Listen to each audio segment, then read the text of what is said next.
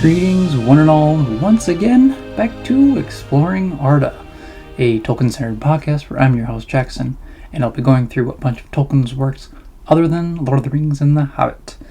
It's been actually quite a while since I've last read The Adventures of Tom Bombadil, which is kind of like my continuing series here, so I'm reading from the Tales of the Perilous Realm here, if you guys can see.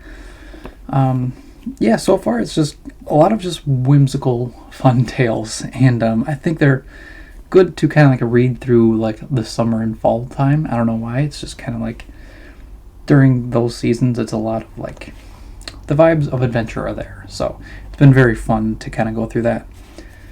These next couple ones are actually about a couple trolls, so today is the troll episode basically.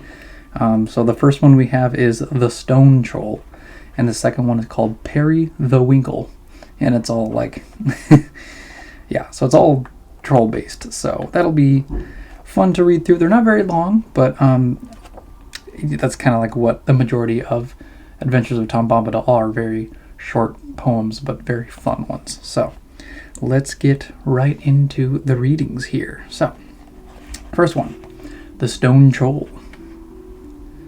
Troll sat alone on his seat of stone, and munched and mumbled a bared old bone.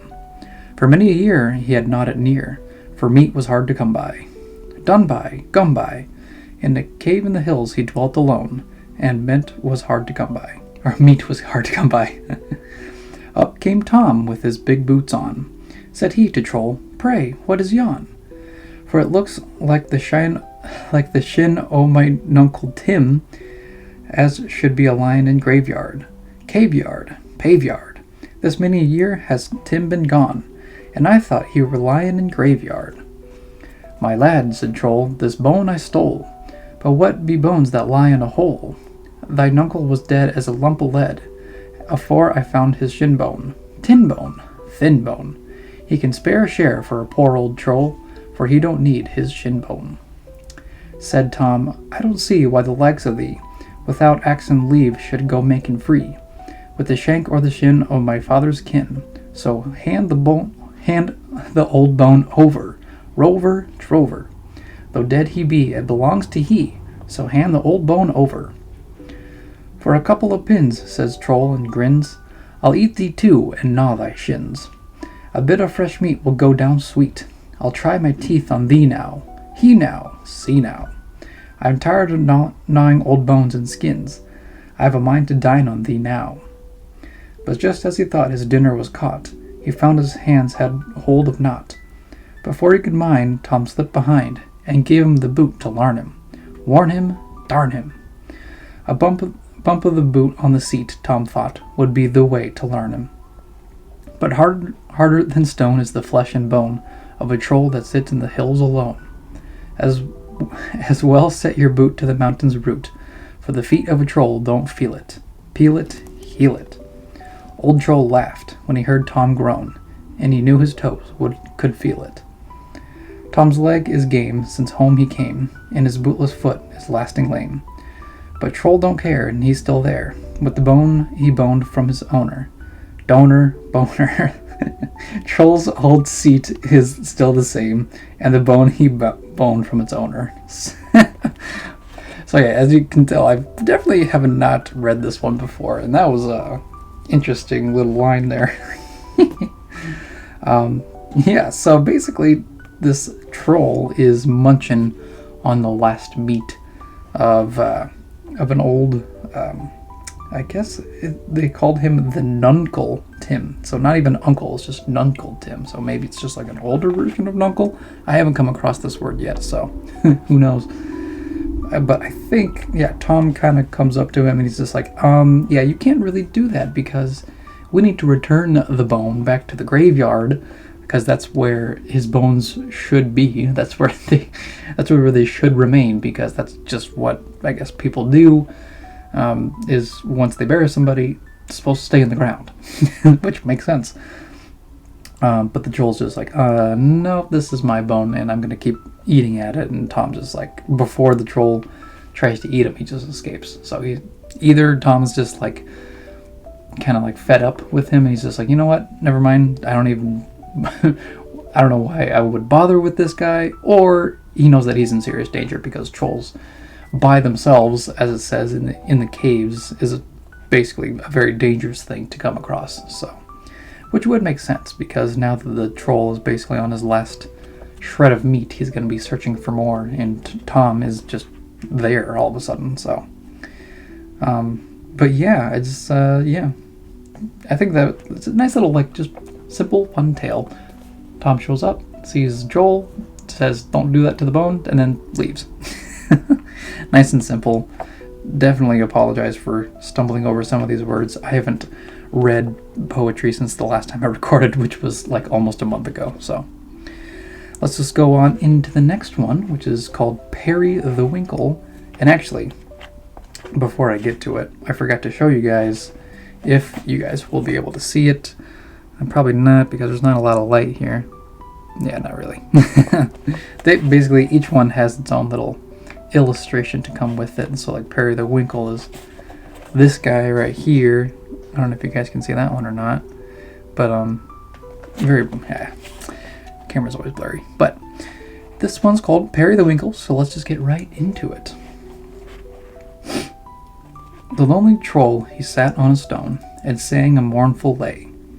Oh why must I live on my own in the hills of far away? My folk are gone beyond recall, and take no thought of me. Alone I'm left, the last of all, from weathertop to the sea. I steal no gold, I drink no beer, I eat no kind of meat, but people slam their doors in fear whenever they hear my feet. Oh, how I wish they were neat, and my hands were not so rough. Yet my heart is soft, my smile is sweet, and my cooking good enough. Come, he thought, this will not do. I must go and find a friend. A walking soft I'll wander through the Shire from end to end. Down he went, and he walked all night, with his feet in boots of fur. To delving he came in the morning light, when folk were just astir. He looked around, and who did he meet but old Mrs. Bunce and all, with umbrella and basket walking the street, and he smiled and stopped to call. Good morning, ma'am, good day to you. I hope I find you well. But she dropped umbrella and basket too, and yelled a frightful yell. Old Pot the Mayor was strolling near, when he heard that awful sound. He turned all purple and pink with fear, and dived down underground. The lonely troll was hurt and sad. Don't go, he gently said. But old Mrs. Bunce ran home like mad, and hid beneath her bed. The troll went on the marketplace, and peeped above the stalls. The sheep went wild when they saw his face, and the geese flew over the walls.